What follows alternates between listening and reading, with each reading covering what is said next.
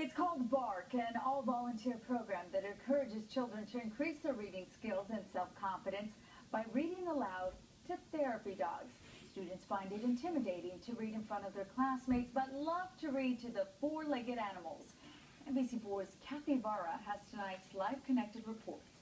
Goopy, here he is. Look who's here. Curious eyes peer through the door. The kids can barely wait to read to their furry friends. A dog party, a big dog party. Sit, sit. Come here, Koopy. Sit.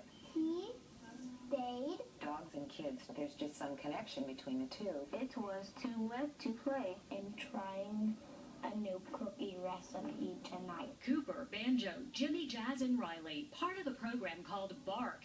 But these dogs are trained to listen.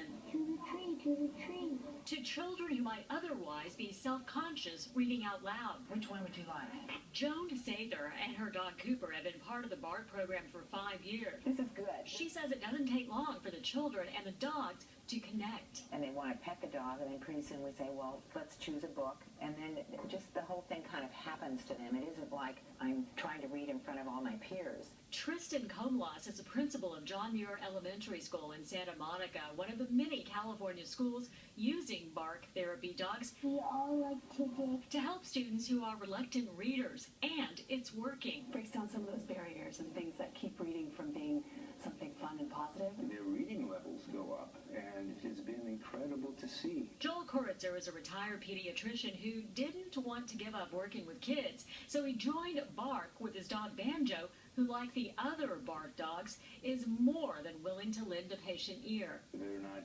fidgety and jumping around and all, and they seem to like being read to. Great popsicles.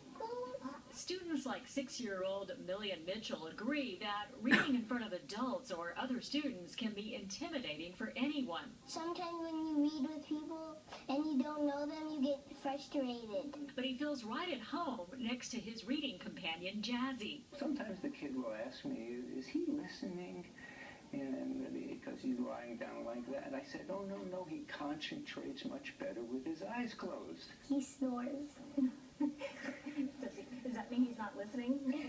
Yeah. The Bark reading program runs just 8 weeks. One for you. But the connection between the children, dogs, and books, Big dog. that can last a lifetime.